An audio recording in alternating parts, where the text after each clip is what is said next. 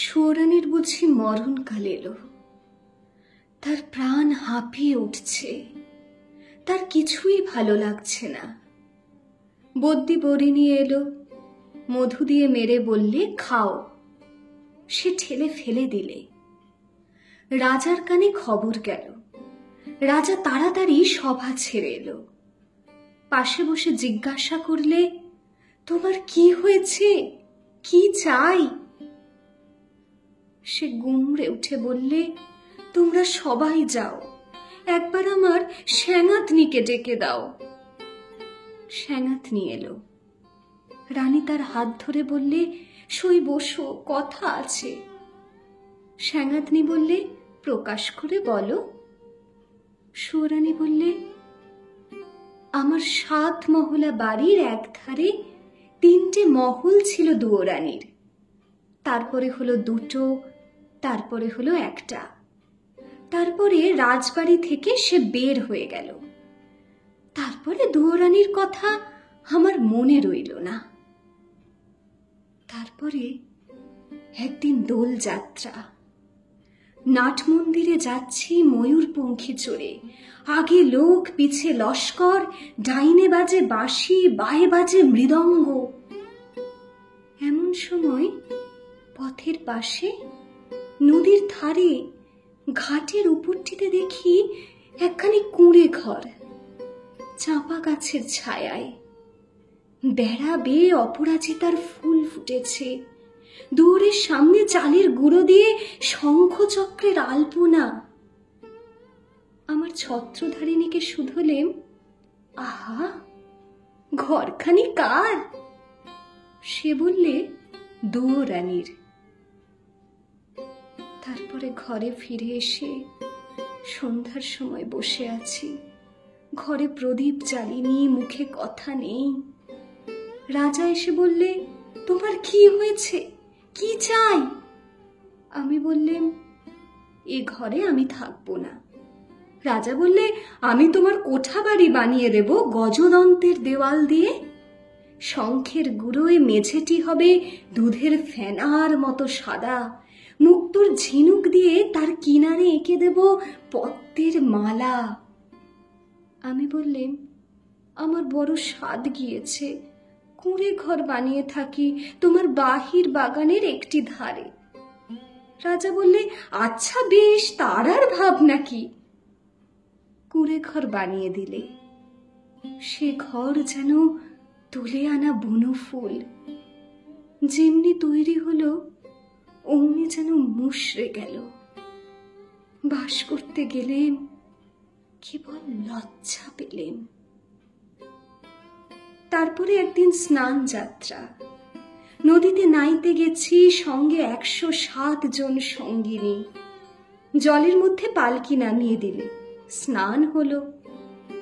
পথে ফিরে আসছি, পালকির দরজা একটু ফাঁক করে দেখি, ও কোন ঘরের বউ গা? যেন নির্মাল্যের ফুল, হাতে সাদা শাঁখা, পরনে লাল পেরে শাড়ি। স্নানের পর ঘড়ায় করে জল তুলে আনছে। সকালের আলো তার ভিজে চুলে আর ভিজে ঘড়ার উপর ঝিকিয়ে উঠছে। ছত্রধারিণীকে শুধলেম, মেয়েটি কে, কোন দেব মন্দিরে তপস্যা করে? ছত্রধারিণী হেসে বললে, চিনতে পারলে না? ওই তো দুয়োরানী। তারপরে ঘরে ফিরে একলা বসে আছি, মুখে কথা নেই। রাজা এসে বললে, তোমার কি হয়েছে, কি চাই? আমি বললেম, আমার বড় স্বাদ, রোজ সকালে নদীতে নেই মাটির ঘড়ায় জল তুলে আনবো বকুলতলার রাস্তা দিয়ে। রাজা বললে, আচ্ছা বেশ, তার আর ভাবনা কি। রাস্তায় রাস্তায় পাহারা বসলো, লোকজন গেল সরে। সাদা শাঁখা পরলেম আর লাল পেরে শাড়ি। নদীতে স্নান সেরে ঘড়ায় করে জল তুলে আনলেম। দুয়ারের কাছে এসে মনের দুঃখে ঘড়া আছড়ে ভাঙলেন। যা ভেবেছিলেন তা হলো না, শুধু লজ্জা পেলেম। তারপরে সেদিন রাস যাত্রা। মধুবনে জ্যোৎস্না রাতে তাঁবু পড়ল, সমস্ত রাত নাচ হলো, গান হলো। পরদিন সকালে হাতির উপর হাওদা চলল। পর্দার আড়ালে বসে ঘরে ফিরছি, এমন সময় দেখি বনের পথ দিয়ে কে চলেছে। তার নবীন বয়স, চূড়ায় তার বনফুলের মালা, হাতে তার ডালি, তাতে শালুক ফুল, তাতে বনের ফল, তাতে ক্ষেতের শাক। ছত্রধারিণীকে শুধুলেম, কোন ভাগ্যবতীর ছেলে পথ আলো করেছে? ছত্রধারিণী বললে, জানো না, ওই তো দৌরানির ছেলে। ওর মার জন্য নিয়ে চলেছে শালুক ফুল, বনের ফল, ক্ষেতের শাক। তারপরে ঘরে ফিরে একলা বসে আছি, মুখে কথা নেই। রাজা এসে বললে, তোমার কি হয়েছে, কি চাই? আমি বললাম, আমার বড় স্বাদ, রোজ খাবো শালুক ফুল, বনের ফল, ক্ষেতের শাক। আমার ছেলে নিজের হাতে তুলে আনবে। রাজা বললে, আচ্ছা বেশ, তার আর ভাবনা কি।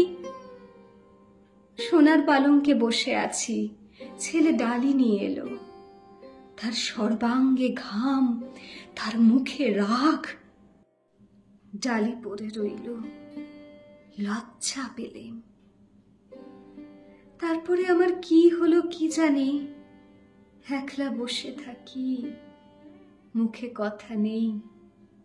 রাজা রোজ এসে আমাকে শুধোয়, তোমার কি হয়েছে, কি চাই? সুরানী হয়েও কি চাই সে কথা লজ্জায় কাউকে বলতে পারিনি। তাই তোমাকে ডেকেছি সেনাথনি, আমার শেষ কথাটি বলি তোমার কানে। ওই দুরানীর দুঃখ আমি চাই।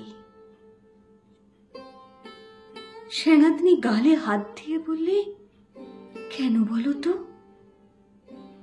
সৌরানী বললে, ওর ওই বাঁশের বাঁশিতে সুর বাজল, কিন্তু আমার সোনার বাঁশি কেবল বয়েই বেড়ালেন, আগলে বেড়ালেন, বাজাতে পারলেন না।